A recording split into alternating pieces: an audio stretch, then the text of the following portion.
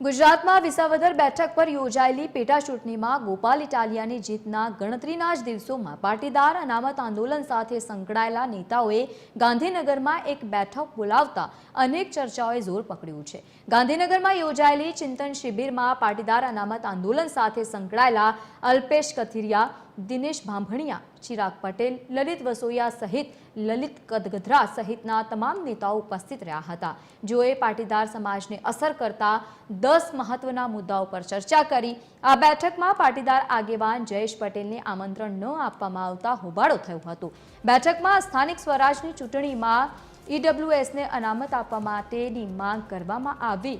તો બીજી તરફ ગોંડલનો મુદ્દો પણ ઉછળ્યો।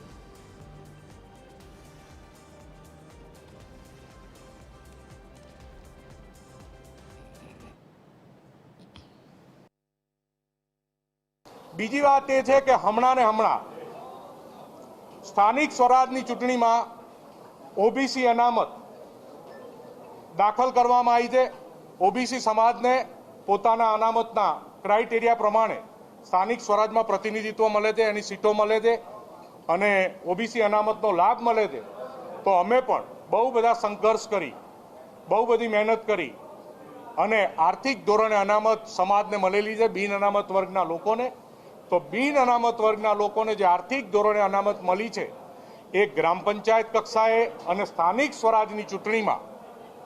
બિન અનામત વર્ગના જે આયોગ અને બિન અનામત વર્ગની જે ઈડબ્લ્યુએસની જે અનામત છે તો એ ચૂંટણીમાં પણ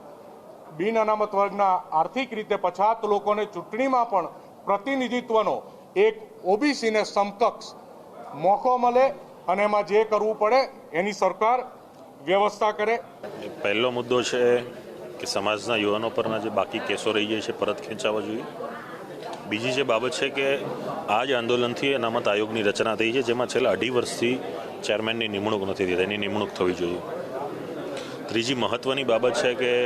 જેમણે આ દેશનું નિર્માણમાં જેણે સૌથી મોટો ફાળો આપ્યો છે એવા અખંડ ભારતના શિલ્પી સરદાર સાહેબનું જે કરમસદ છે એ આણંદમાં ન ભળવું જોઈએ, એને સ્વતંત્ર એની જે ભૂમિ છે ભૂમિની જાળવણી થવી જોઈએ અને એક સરદાર ધામ બનવું જોઈએ, એવી દરેક લોકોની લાગણી છે, કરમસદ એક ધામ બને। શિક્ષણ મુદ્દો હોય કે પછી મહિલાઓની સંરક્ષણનો મુદ્દો હોય કે પછી ગુંડા તત્વોની સામે લડવાનો મુદ્દો હોય અને